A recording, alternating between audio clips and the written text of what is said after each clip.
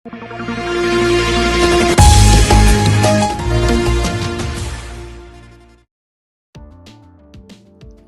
आप देख रहे हैं जनमंच खबर और हिंद मोर्चा का ज्वाइंट एडवेंचर, जिसमें हम जनप्रतिनिधियों से बात कर रहे हैं। हमारे साथ हैं के एन यादव जी, जो क्षेत्र पंचायत सदस्य हैं और मिली जानकारी के अनुसार यह दूसरी बार क्षेत्र पंचायत सदस्य हैं और इनके द्वारा सिसवा ब्लॉक से ब्लॉक प्रमुख का भी चुनाव लड़ना प्रस्तावित था। और इनके द्वारा यह भी आरोप लगाया जा रहा है कि वर्तमान की भाजपा सरकार ने इन्हें पर्चा खरीदने और पर्चा भरने नहीं दिया।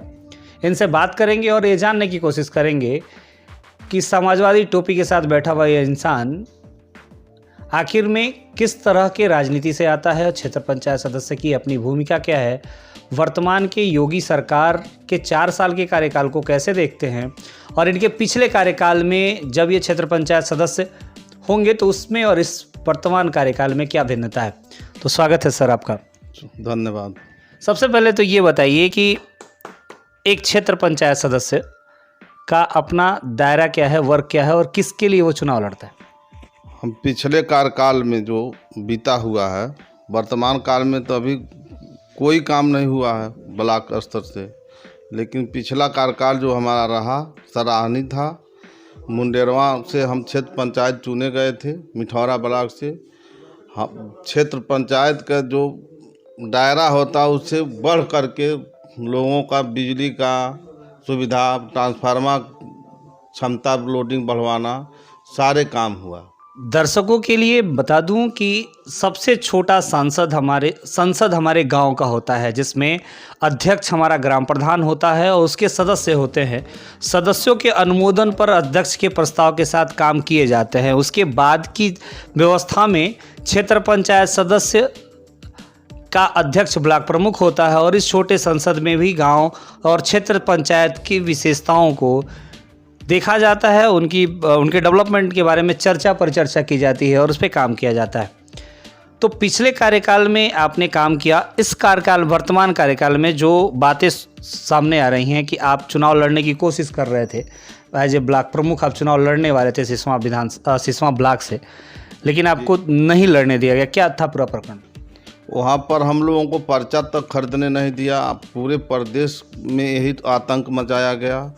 शासन प्रशासन यह चुनाव लड़ रहा था। भाजपा सरकार में सारी धन बल छल कपट सारा लगा करके ब्लॉक को कब्जा करके चुनाव लड़ा गया, जिससे हमको पर्चा तक खरीदने नहीं दिया गया ताकि हम चुनाव लड़ सकें। चुनाव आयोग इस तरह के चुनाव करवाता है, राज्य चुनाव आयोग के अंतर्गत आता है। तो आप लोगों ने चुनाव आयोग को शिकायत है की? हाँ, एकदम शिकायत है। चुनाव आयोग के चाहिए जनता से चुनाव कराए ताकि ये धन बल शासन प्रशासन से मुक्ति मिले और निष्पक्ष चुनाव हो। चुनाव से पहले इस तरह की कई पेपर की कटिंग घूम रही थी मार्केट में, जिसमें ये कहा जाता था कि अब क्षेत्र पंचायत सदस्य या फिर जिला पंचायत सदस्य और ब्लॉक प्रमुख और जिला पंचायत अध्यक्ष को डायरेक्ट जनता चुनेगी। जो कि के एन यादव जी क्या कहना है कि आने वाले चुनाव आयोग का आने वाले समय में स्टैंड होना चाहिए कि वह इस तरह के डेडिकेटेड चुनाव को भी जनता के बीच और लोकतंत्र के लिए समर्पित करे। आपसे ये सवाल पूछा जाए कि वर्तमान की 4 साल की भाजपा सरकार को बिना किसी पार्टी के कार्यकर्ता होते एक आम नागरिक के तौर पे आप कैसे देखते हैं?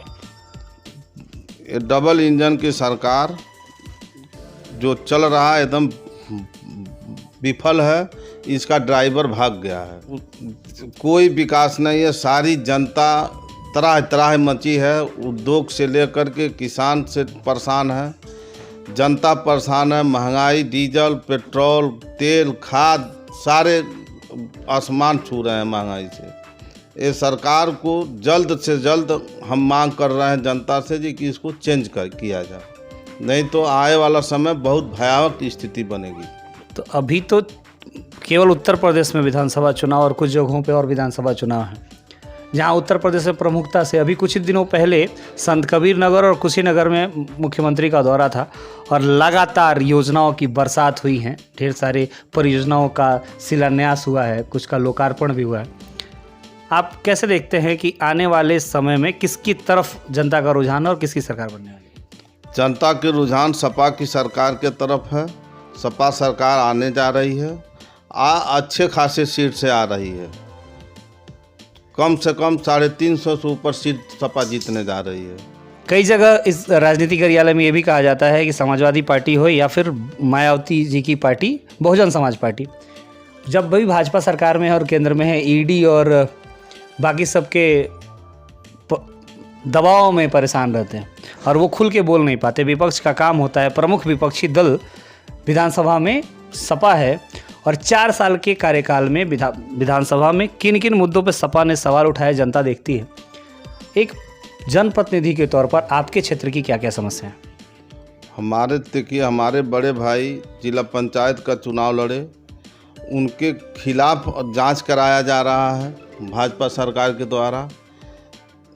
उसके बाद धमकी दिया गया, आज भी धमकी आ रहा है। भाजपा जो महाराज इनके जो सत्ता में बने हुए लोग हैं, शासन से भी प्रतिनिधियों के द्वारा भी दबाव लगाया जा रहा है